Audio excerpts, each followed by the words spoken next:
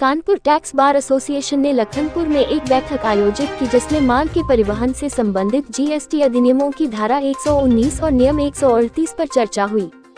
इस बैठक में वरिष्ठ अधिवक्ता महामंत्री अमित शुक्ला ने संचालन किया और सचल दल से संबंधित प्रक्रिया का प्रोजेक्टर पर सजीव प्रस्तुति दी गई।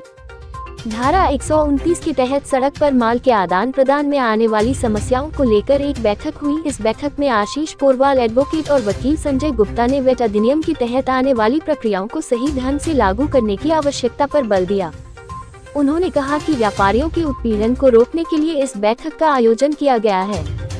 इन मुद्दों पर हुई चर्चा धारा 129 के तहत माल के परिवहन में आने वाली बाधाएं, वेट अधिनियम के प्रावधानों का गलत इस्तेमाल, व्यापारियों के साथ उत्पीड़न समस्याओं का समाधान। वकील संजय गुप्ता ने कहा कि इन मुद्दों को संबंधित अधिकारियों के सामने उठाएंगे और व्यापारियों के अधिकारों की रक्षा के लिए हर संभव प्रयास करेंगे।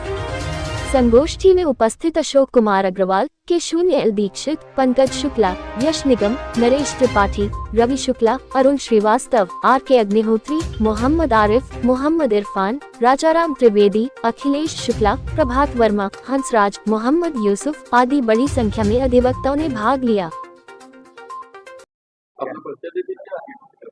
मैं अमित शुक्ला, महामंत्री टैक्स बार एसोसिएशन कानपुर।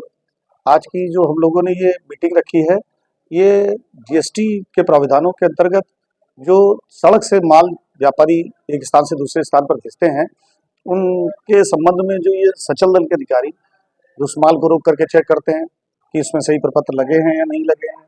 अगर उनके प्रपत्रों में कोई गलत गतिविधि पाई जाती है तो उसको गाड़ी को रोक करके अपना उस पर जमानत जमा करा करके उसको मुक्त कर सकते हैं, उस पर पेनाल्टी लगा सकते हैं। इस प्रकार से ये कार्य होता है। क्या मांगे सरकार से? सरकार से सिर्फ इतनी मांग है, हालांकि ये समय समय पर हाई कोर्ट और तमाम कोर्ट्स इस बात को दिशा निर्देश जारी करती रही है। सरकार ने भी इस बारे में तमाम प्रपत्र जारी किए कि अगर व्यापारी से कोई भी छोटी मोटी गलती हुई है तो गाड़ी ना रोकी जाए, उसके प्रपत्र को चेक करके उसको वार्निंग दे करके छोड़ दी जाए। लेकिन इस तरीके की बात को अपने यहाँ सचल दल के अधिकारी उसको मानते नहीं है और सरकार से हमारी सिर्फ इतनी मांग है, सरकार व्यापारियों के इस छोटी मोटी गलतियों के लेकर के अधिकारियों को दिशा निर्देश जारी करे कि वो गाड़ियों को ना रोकें। हाँ, जब अगर कोई मंशा है, मंशा का साथ काम किया जा रहा है कि नहीं, टैक्स को चोरी करने की मंशा के साथ काम किया जा रहा है, तो उसको जरूर पकड़ें, तो उसको जरूर प्रताड़ित दंडित करें। धन्यवाद। आशीष पोरवाल एडवोकेट कानपुर से हूँ। आज की गोष्ठी मुख्य तौर से व्यापारियों द्वारा जो माल परिवहन किया जाता है उस समय उनके साथ माल के साथ अगर माल का मूल्य 50,000 से ऊपर होता है तो बिल टैक्स इनवाइस के साथ साथ नियम 138 के अंतर्गत ई-वे बिल भी अटैच करना पड़ता है।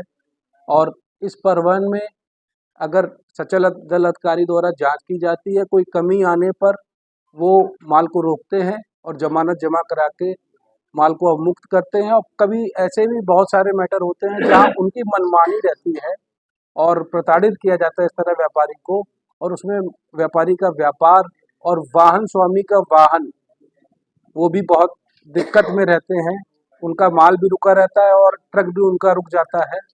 इस तरह से इसमें वर्तमान में काफ़ी प्रताड़ना है व्यापारियों के लिए।